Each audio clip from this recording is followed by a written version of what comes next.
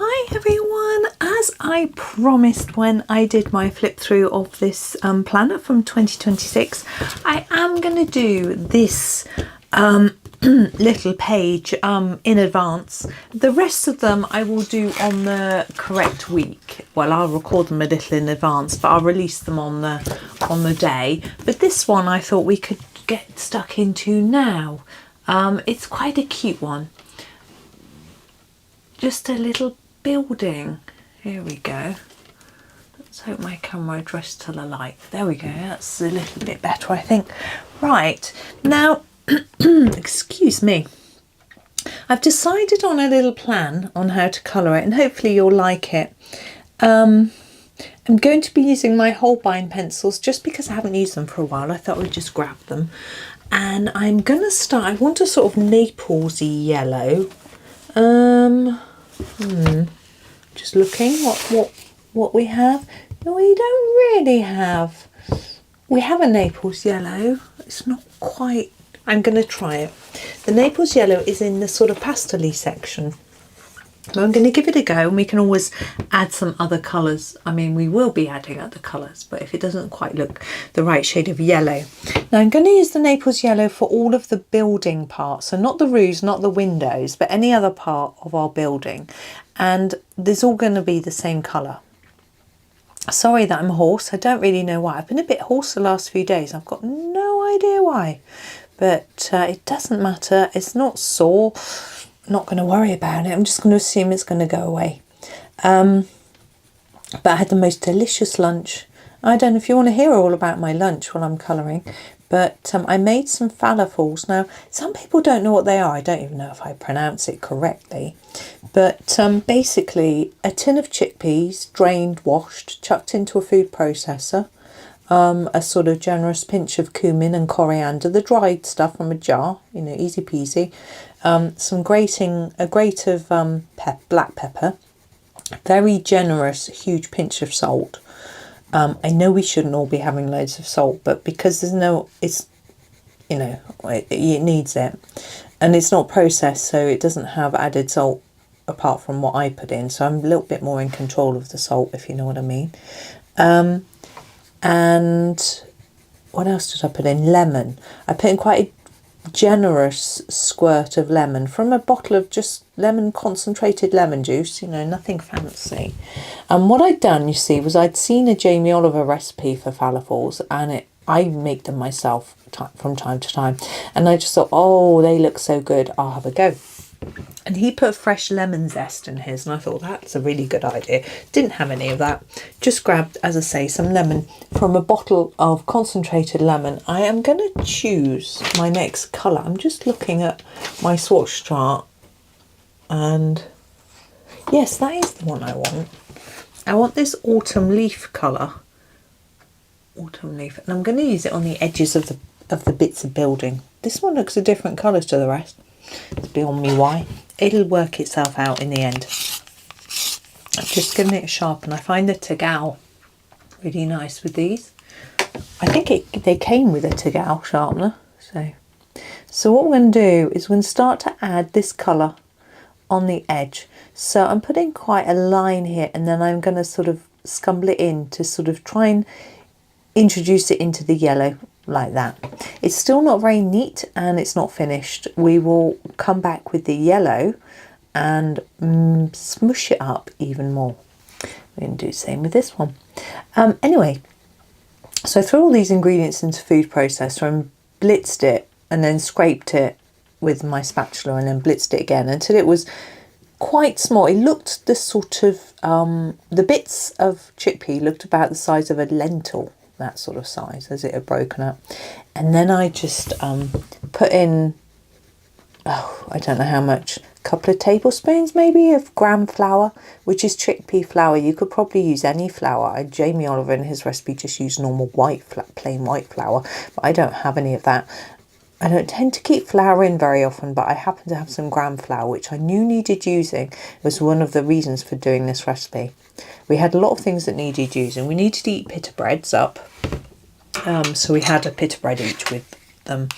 We needed to use some hummus. My son had hummus with his. Only one sun was here today. Right, that was me sharpening my Naples yellow. We're going to come back to this and scumble over the top of the bit here and start to sort of pull that colour in a bit. There we go. I am going to use another shade of colour in the central area, so I'm not worrying about that at the minute. And yes, so we needed to use up all these different ingredients. I think I'll put a little bit of that here, maybe just a tad like that, thinking about where that line is. And yeah, I heated quite a lot of oil in a frying pan. Basically, I covered the bottom with oil, and then once it was warm, I popped them in. Missed out at the vital stage. I got them in my hands, squodged them into balls, you know, just, and then flattened them out to make little sort of this size. Now falafels often come in a ball, but I find if you're making them yourself, you want to make sure they cook through the middle a bit better. You flatten them, and then I just cooked them on each side until they were really lovely and golden brown. And I made sure I didn't start turning them over too quickly, because I often get really impatient and I want to start turning them over really quickly, and then of course they start to fall apart. Just looking for the colour I want. I want a cream. Yeah, we've got cream here. Cream, which I'm going to use for the finishing it off. I'm going to just sharpen it. So you didn't think you were tuning into a cookery lesson, did you? But I just wanted to share it. It was so delicious. Well, if you like that sort of thing, obviously. Me and my son polished them off. Had half each with a pitta, which I toasted, slightly warm pitta. He had hummus with his. I didn't. I just had mine as they come. I can't eat hummus because I can't eat garlic or tahini, so I can't eat hummus unless I make it myself without garlic and tahini, which I do from time to time. But I didn't have any more chickpeas actually. But of course you can make hummus type dip, like bean dip, with any beans. But I didn't think I needed it, and I was right. I'm really full. I did give myself one extra. There was an odd number of the falafels, and he was having hummus with his, so I thought, oh, I'm going to have the extra one. He didn't even know. So there we are, little houses. What we do need to do is to make them look, there's some shadows between them because they all look quite flat. I think we'll wait till the end because we'll need to do that with our roofs as well. So we'll do the roofs now, and then we'll put some shadow in. Now normally when I do this sort of design, I will do a red roof. I think it goes quite well, or a brown. I'm looking at this swatch chart thinking I could probably do a brown roof. It would just be a little bit different. Let's start with the cocoa. It's quite reddish, but I think it's going to work, and then we'll add some darker brown. So here's our cocoa. And I'm just going to use a rough layer of this, a light layer, sorry, across it all.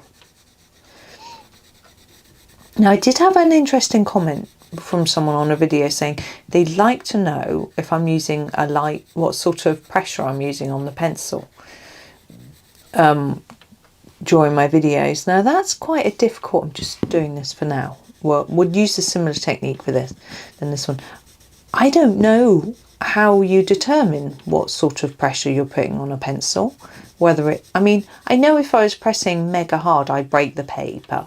And if I was pressing really, really light, you wouldn't even see what I was doing.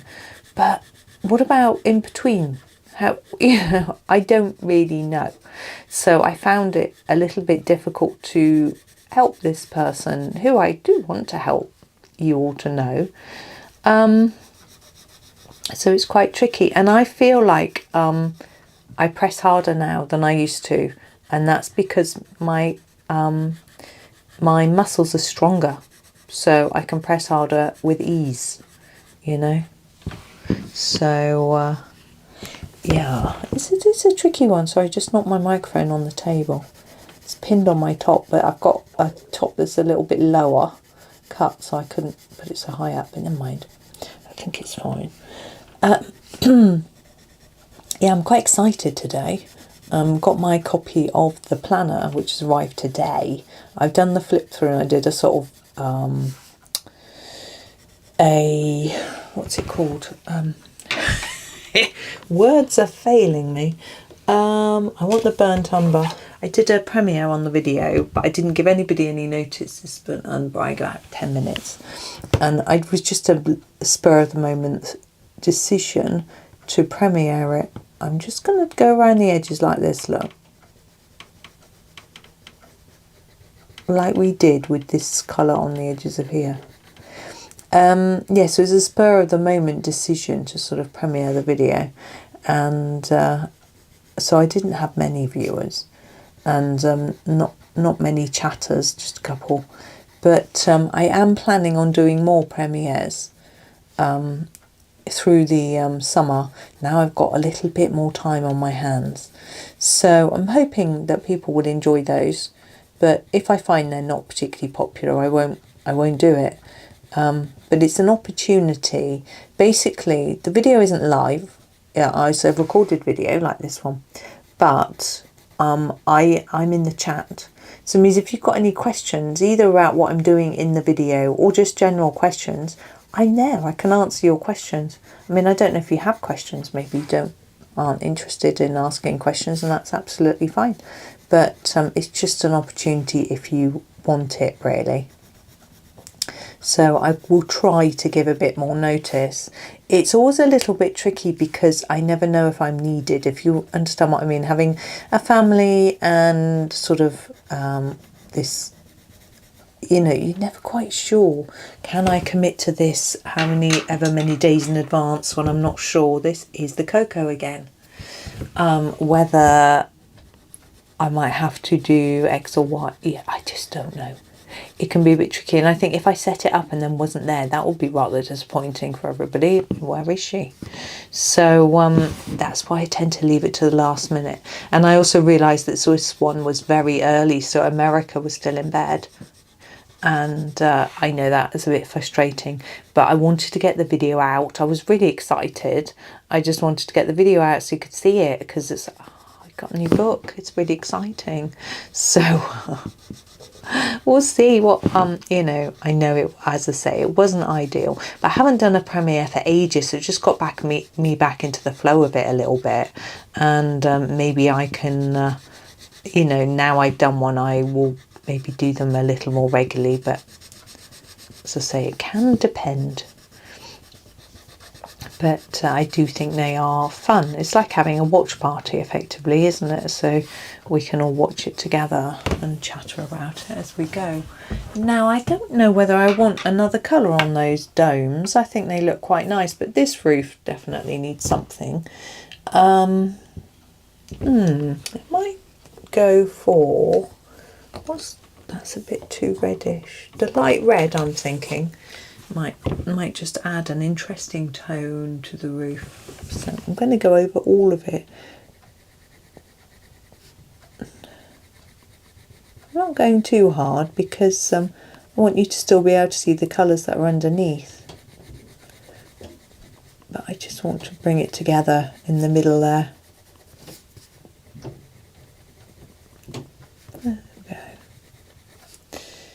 And the same on this one. Maybe I won't do this on the domes. As I say, I quite like the way the domes are looking. So maybe I'll leave them as they are. Yeah. Now what I do need is a dark colour for some shadows, as I said. So I'm going to use this sepia. This is one of the darkest colours. Nice and sharp. And I'm going to start here. Put a little bit it now lightly, starting lightly, a little bit of shadow here,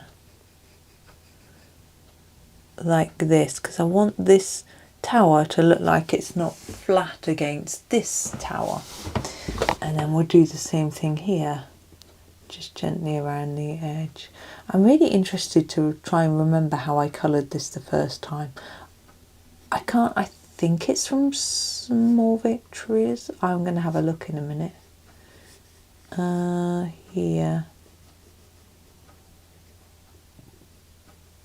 Now when we're overlapping the roof, we can go a bit harder because we want it to show up. like here and on this one, but here it can be lighter because it's on top of this sort of cream and yellow colours, like that. There we go. But we obviously need to do the windows. Now I think a nice warm yellow will work, perhaps. Yeah, I'm going to try it. We've got this colour here. This is the yellow ochre. We'll try this one. Looks quite orangey on the pencil, which might work. Yeah, it's not orangey, I wouldn't say, but it works quite well because it's darker than the building colour. We need it to look different. Now what I find with windows is here, it just looks quite flat. It doesn't look like the window is, that the colour is far away, you know. So what I'm going to try is something that I have seen done, which is again my sepia, to put a bit of a shadow around the inside of the window, just on one side, and it helps it to look like we're looking inside rather than it being sort of flat. I think that helps a bit. There's so many clever people out there knowing how to do these effects.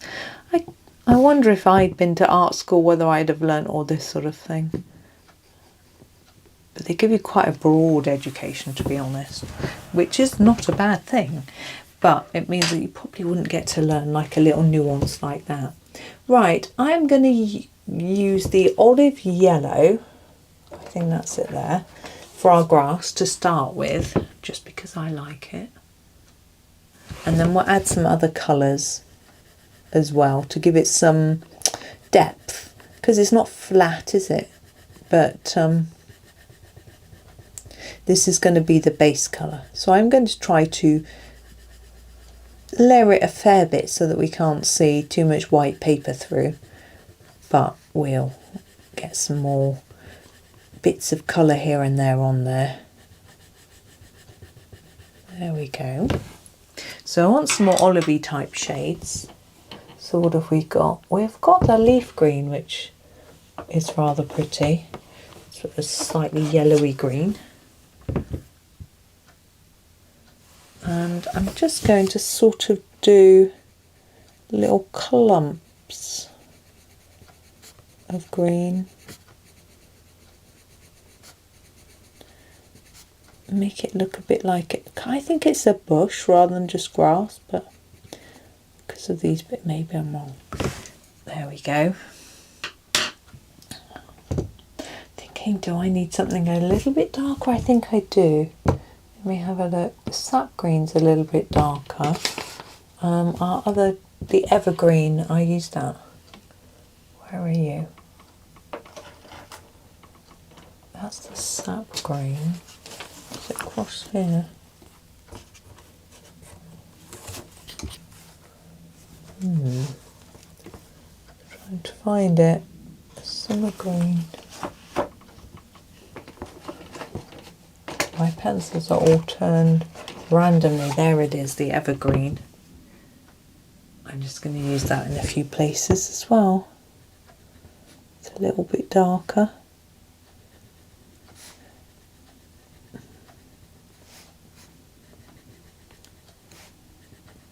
How am I choosing where?